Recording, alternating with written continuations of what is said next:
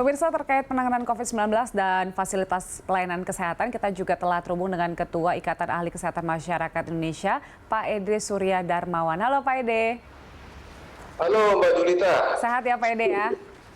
Sehat, Alhamdulillah. Dirgahayu Republik Indonesia ke-75 tentunya. Semangat kemerdekaan ya Pak Ede ya? Merdeka, harusnya Indonesia lebih sehat. Iya, sejauh ini Anda melihat penanganan kesehatan di Indonesia, terutama saat ini yang sedang difokuskan adalah COVID-19 seperti apa? Ya, jadi persoalan yang kita hadapi adalah dua ya. Satu, memang kita mesti segera menyelesaikan penanganan COVID dengan sebaik-baiknya. Saya melihat tiga hal itu dilakukan dengan lebih kuat ya. Yang pertama adalah kemampuan preventif. Yang dalam hal ini preventif itu harus betul-betul menguatkan masyarakat di akar rumput. Karena mereka lah sebenarnya garda terdepan perlawanan terhadap berbagai macam penyakit termasuk COVID. Jadi masyarakat ini harus diberikan kemampuan sesuai dengan tingkat mereka di dalam mencegah seluruh persoalan termasuk COVID ini. Gitu. Yang kedua adalah kita menginginkan kemampuan deteksi ini meningkat, gitu ya. Tadi barangkali Pak Oscar sudah cerita ada 300-an. Tepatnya sih gugus tugas melaporkan ada, sekarang jadi Satgas ya, 320 lab. Tetapi yang jadi masalah adalah ternyata kemampuan testingnya itu baru, misalnya kalau hari libur seperti hari sekarang ini, hari akhir pekan itu hanya 12.000 orang yang diperiksa.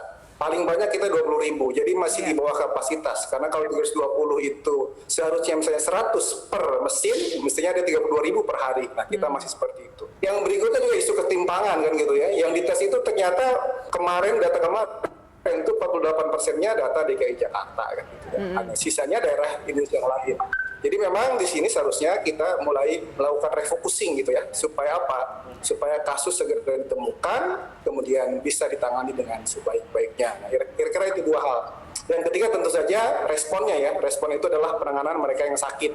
Kita harapkan kalaupun ada yang terkena sampai sakit dirawat di rumah sakit, harapannya itu tidak ada lagi yang meninggal gitu ya. Memang yang namanya meninggal takdir Tuhan, tapi kita sebagai manusia harus berusaha semaksimal mungkin sehingga kalaupun sakit COVID itu tidak sampai mengarah kepada kematian. Ini memang tantangan tiga hal itu ya, preventifnya, penemuan kasus dan juga penanganan di rumah sakit. Nah, pemerintah sendiri kan mengklaim bahwa Indonesia itu termasuk negara yang paling baik untuk menangani COVID-19 ini begitu dibandingkan negara-negara lainnya, termasuk yang paling cepat untuk bisa mengajukan uji klinis vaksin. Nah, menurut Anda betulkah kita seperti itu kemampuannya? Saya kira itu adalah hikmah dari kerjasama kan, vaksin yang kita uji coba dengan teman-teman di Unpad dan Bio Farma itu kan dari Sinovac ya, artinya kerjasama dengan negara lain, bukan produk asli Bio Farma. Nah, barangkali sebenarnya kalau kita harapkan sih sebenarnya idealnya memang di-drive atau dilahirkan dari produk Indonesia sendiri. Tapi kita berharap tentu saja upaya ini harus tetap berhasil ya, dan kita sangat menunggu dengan cepat ya. Karena uji klinis ini kan uji tahapan ketiga, nah, kemudian harus ada publikasi dulu, direview oleh internasional, baru kemudian itu ditetapkan efektivitasnya. Ini memang masih tantangan ya, tapi itu adalah sebuah harapan yang barangkali artinya apa? Kita tidak mungkin mendapatkan semuanya ya, tapi kita jangan lepas semuanya. Ini ada peluang untuk percepatan, mestinya dimanfaatkan sebaik-baiknya. Nah, sehingga dikatakan klaim seperti itu ya barangkali dalam konteks kecepatan melakukan testing itu menjadi shortcut kan dibandingkan misalnya mengembangkan sendiri yang tentu saja prosesnya bisa jadi lebih lama. Baik, kita harapkan memang vaksin ini bisa berhasil ya, dan kemudian kita bisa beraktivitas seperti biasa lah sebelum ada COVID-19 ya Pak. Tapi ya, Anda sendiri kenapa? Tapi itu Pak Julita, itu tantangan tersendiri yang memang harus kita pahami gitu ya. Artinya memang adaptasi kebiasaan baru itu sebenarnya bukan hal baru. Itu adalah sebuah kebiasaan yang memang kita harus selalu tingkatkan kan. Jadi jangan kemudian begini, kita menggunakan kebiasaan lama yang sudah jelas-jelas rawan terhadap COVID, suatu saat akan ada penyakit baru lagi. Jadi adaptasi ini harus selalu kita naikkan. Jadi kita itu memang harus lebih bersih, lebih sehat, dan lebih taat. Gitu. Bisa nah, ini harus kita nggak ada ruginya ya melakukan kebiasaan baru ini Pak Ede ya? Harus, justru di sini tantangannya adalah kalau masyarakat bisa menerapkan ini, lebih bersih, lebih sehat, lebih taat, kita akan keluar dengan cepat gitu ya. Karena kan bukan hanya COVID yang kita hadapi. Yang kita hadapi itu adalah program kesehatan masyarakat. Nah, program kesehatan masyarakat itu berurusan dengan manusia sebelum lahir, yaitu ketika bayi di dalam kandungan, sampai ketika manusia akan meninggalkan dunia ini menuju kampung akhirat. Nah ini semua adalah urusan kesehatan yang harus diberikan perhatian, dan programnya semuanya ada. Saat ini persoalannya itu adalah kesannya kita dihadapkan pada begitu ketakutannya terhadap COVID, sehingga program kesehatan ibu dan anak kurang berjalan, apalagi program lansia kan begitunya. Jadi di sini seharusnya kita bisa berperang lawan COVID, menerapkan protokol kesehatan yang baru, itulah adaptasi kebiasaan baru, dan dengan demikian kita bisa menjalankan program kesehatan dengan baik. Kalau enggak ada masalah besar, misalnya COVID berakhir, tapi program kesehatan kita semuanya anjlok, ini ada masalah besar. Tapi sejauh ini Anda melihat pemerintah sudah cukup maksimal nggak untuk bisa menangani semua masalah kesehatan di Indonesia, bukan hanya COVID-19?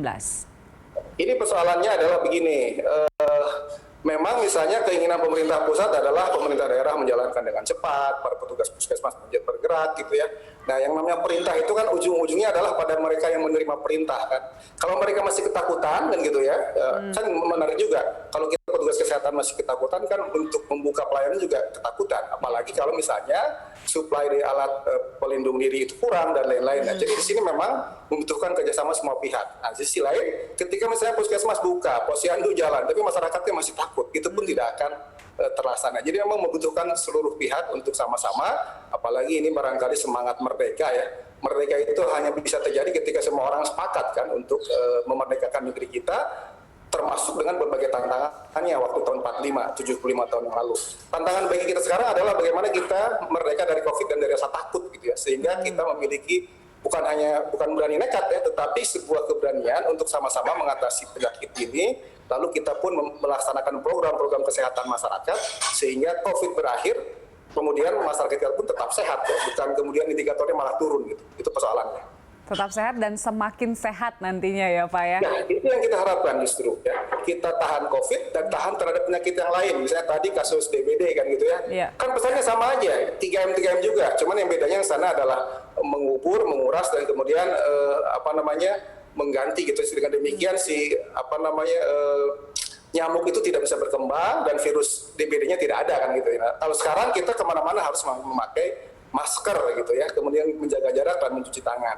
Bahkan memakai masker itu, kalau kita tidak pakai masker, ini saya mau ingatkan teman-teman dan warga Indonesia, tidak pakai masker hati-hati, ini bisa jadi tanda kutip kejahatan kemanusiaan. Kenapa? Karena bisa jadi kita ini, kalau di dalam terminologi lama adalah orang yang tanpa gejala atau probable, kemungkinan menularkan kan gitu ya. Ketika orang tertular, dia kondisinya nggak bagus, dia bisa masalahnya parah. Tapi pada kita misalnya tidak pakai masker nggak apa-apa. Jadi saya mengharapkan udah nggak ada pilihan sekarang ini, mari kita sama-sama pakai masker. Gitu. Kalau dulu mungkin pelindungnya tahun 75 tahun yang lalu udah pelindung supaya tidak tertembak, sekarang berlindung supaya tidak kena serangan virus corona.